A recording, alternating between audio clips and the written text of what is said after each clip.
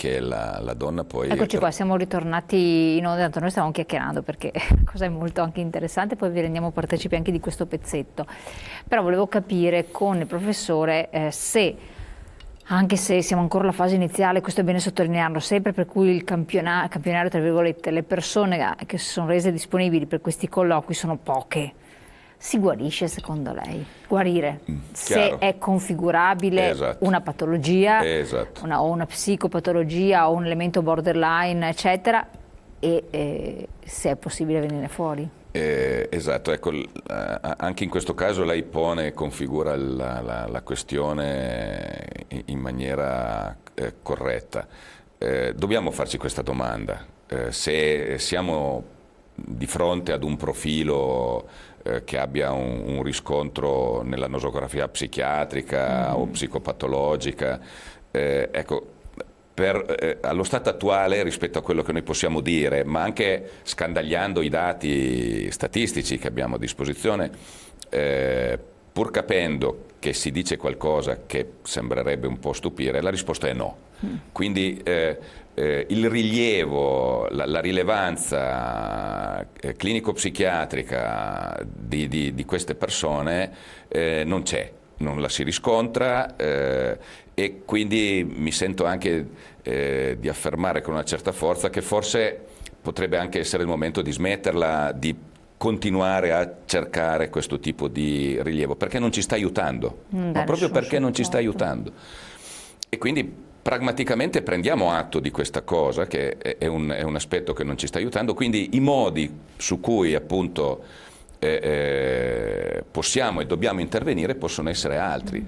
Quindi la lungimiranza della Fondazione, per esempio, di aprire questo sportello di ascolto, di educazione affettiva, dando anche una nominazione così generica e così varia, è proprio per invogliare e aiutare queste persone a dire, sto attuando delle condotte, dei comportamenti terribili, qui posso trovare forse un luogo in cui li posso raccontare e li posso anche confessare e dire, senza che mi venga addossata appunto un'etichetta, perché se noi continuiamo ad insistere con un rilievo clinico-psichiatrico, clinico-psicopatologico rispetto a questa fattispecie così terribile e drammatica, forse non aiutiamo, non forniamo una via, una strada a queste persone di farsi carico loro stessi, di segnalarsi come chi mette in atto delle condotte così terribili.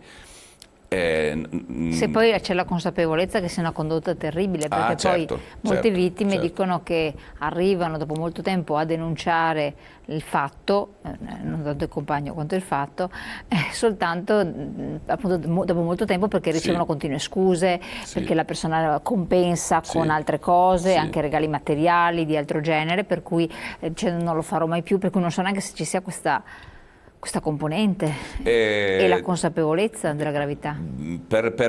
Anche qui i dati che abbiamo, anche grazie sia alla Fondazione ma ai dati che sono disponibili statisticamente da parte di tutti, siamo a un 50%, un 50% di coloro che perpetrano queste condotte, che le mettono in atto, hanno chiaro quello che stanno facendo. La metà, quindi più o meno. Sì, all'incirca un 50% ce l'ha chiaro. L'altro 50%, ai noi, ritiene che questa è l'unica condotta che serva per tenere a bada la propria compagna, la propria moglie, la propria sorella, eccetera. E ritiene che questo è un modo corretto che serve perché ci sono appunto concezioni sul mondo femminile che sono molto particolari. Che nascono da cosa secondo lei, visto che si tratta anche di persone di giovane età, quindi presuppone che abbiano avuto un'educazione un po' diversa rispetto a quelli che sono ormai diventati anzianotti di una generazione passata? E questo è un aspetto che pervade tutta la nostra comunità, queste sono le credenze, sono le concezioni che ci portiamo, che sono rimaste e quindi radicate. Sì, che ci portiamo dietro e che sono radicate da migliaia di anni, non è una cosa banale. Quindi è l'ambiente che fa la persona violenta? o è un componente di ambiente, carattere, quindi componente genetica, il padre violento poi avrà dei figli violenti perché ci sono reazioni spropositate, Chiaro. eccetera. Chiaro. Anche qui con forza mi sento di escludere la seconda, è il nostro modo di interagire, la comunità che abbiamo costruito che comunque porta con sé questi modi e li conserva e anche poi in certi casi li promuove. Il modo di risolvere violentemente quello che può essere il contrasto, il conflitto, mi perdoni, ma noi non lo usiamo solo nei confronti delle donne, lo usiamo nei confronti, parlo noi come specie, Sì, mi sì, perdoni, sì. lo usiamo nei confronti dei nostri figli, dei nostri amici, lo usiamo nei nostri vicini di appartamento, nei nostri vicini di città, nei nostri vicini di Stato, di nazione, di continente, eccetera, eccetera. Quindi sono modi che la nostra comunità continua a portare con sé, se lei pensa alle spese per gli armamenti piuttosto che alle spese per la pace. Certo, no, ma quello per carità può essere connaturato nell'uomo. Le pongo la domanda a cui non eravamo riusciti a trovare un po' una risposta, perché appunto ci mancava un po' la sua figura di esperto, non solo persone che avevano grande esperienza, ma non questa competenza. Aspetti che c'è un messaggio che lo leggo, se no dopo mi sfugge, vediamo chi ci scrive. Il fatto che le donne abbiano il ti lascio troppo facile, anche se non esiste violenza nella coppia, è innegabile. Se poi si è sposati, l'uomo è rovinato per sempre. Giusto il mantenimento ai figli, ma dovrebbero pagarlo entrambi gli ex coniugi, non solo l'uomo, e niente mantenimento alle ex. Questa è una posizione sicuramente di un padre o di un ex marito che ha questo tipo di posizione che è certamente legittima, ma questo va risolto sul piano della giurisprudenza o addirittura sul piano della legislazione. Quello di cui ci stiamo occupando in questa sede con lei e di fronte agli ascoltatori che ci stanno ascoltando è come si può configurare questa violenza, certo. Appunto. No, forse nelle parole iniziali che si intravedeva, quindi al di là dopo dell'aspetto il mantenimento, ti lascio facile. E quindi una reazione a una specie di minaccia, no? Quindi un ricatto. Chiaro. Ti lascio, se non ti lascio, vai via. Cosa c'è l'uomo con quella parola fatidica, perché è vero, tanti racconti sono emerso che questo, reagisce con violenza, il classico schiaffone che parte, non vai da nessuna parte e vai con liti di questione. Quindi potrebbe anche essere questo ha ragione, ha fatto bene a sottolinearlo. Questa è una componente molto particolare che sta emergendo e che abbiamo a disposizione rispetto anche ai dati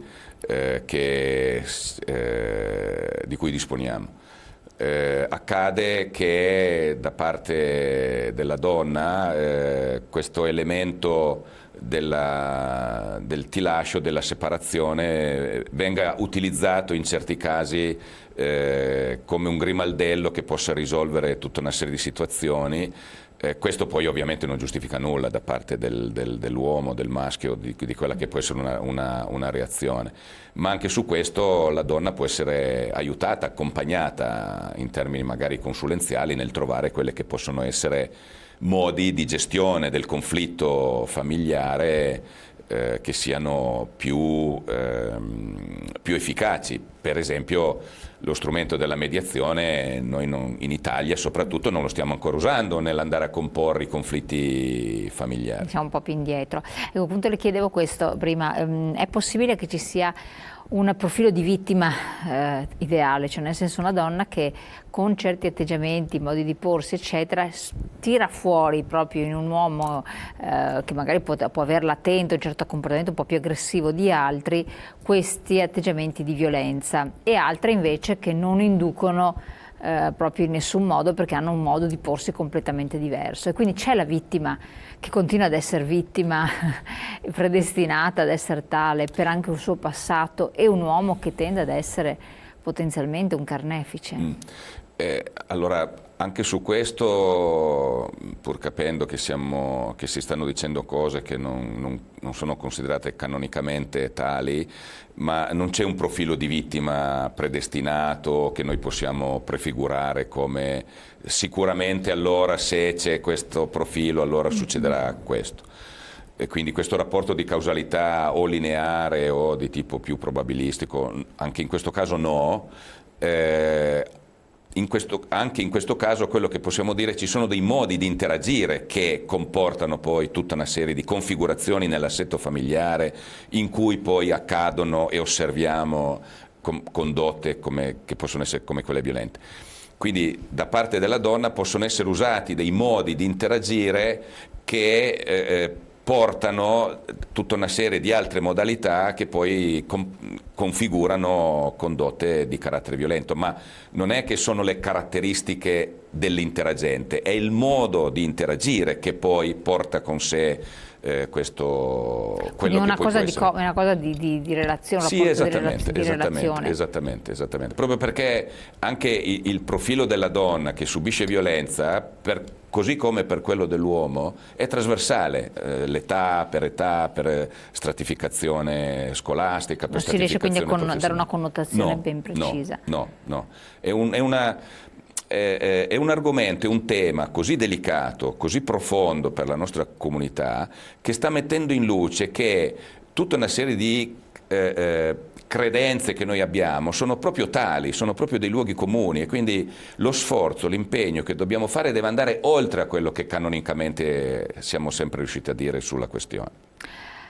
E allora stiamo parlando di quello che è successo, cioè questo centro si è aperto in Veneto, Sì. in Veneto orientale, Campione è relativo Sì. a un certo ambito territoriale, però lei, essendo docente universitario, ha a che fare con un ambito di dottrina, anche Sì. immagino, ben vasto. Sì. Andiamo oltre i confini, in altre realtà, andiamo negli Stati Uniti, dove peraltro il ricorso allo psicologo Sì. è come se fosse il medico di famiglia, è una frequentazione. Andiamo ai paesi del nord Europa, anziché in altre culture, lasciamo stare culture un po' più particolari, che legate anche a aspetti religiosi, omettiamo, oppure in Estremo Oriente.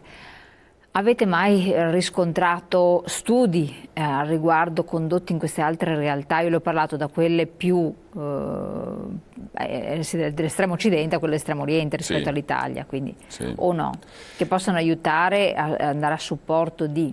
Allora, quello che è disponibile sia in termini di letteratura scientifica ma anche di messa in campo di servizi è prevalentemente legato appunto alla donna. Caspita, incredibile questo. E trasversalmente appunto anche questo ci sono alcune esperienze nel nord Europa, parliamo di nazioni che solitamente sono molto lungimiranti su questi aspetti, parliamo quindi di Norvegia, Svezia, Danimarca. Anche negli Stati Uniti, in Canada, ci sono realtà che offrono una possibilità di incontro anche all'uomo, anche al maschio. In Sud America la violenza è diffusissima e raggiunge livelli impressionanti proprio nei confronti della donna. E a fronte proprio di questa forte storicizzazione di questo aspetto, in Sud America, in particolare possiamo parlare dell'Argentina, possiamo parlare del Cile, ci sono alcune esperienze nei confronti appunto degli uomini, nei confronti dei maschi, proprio perché hanno capito che, essendo così radicata la cosa e diffusa, devono fare anche qualcosa nei confronti dell'altra parte della Luna, insomma, non solo. Ed è emerso qualche cosa? Ma sta emergendo quello che ci stiamo dicendo in questo nostro incontro, che appunto dobbiamo mollarla con i luoghi comuni e pensare a interventi che siano molto più mirati e molto più di cambiamento, molto più di sviluppo, molto più dinamici, piuttosto che il classico intervento clinico-terapeutico su cui noi solitamente affrontiamo un po' questa questione, anche così come altre. Perfetto, allora torniamo su questi temi, se volete scrivere altri messaggi noi dopo li leggiamo in studio, li commentiamo, possiamo dare delle risposte. Pubblicità, pochi secondi.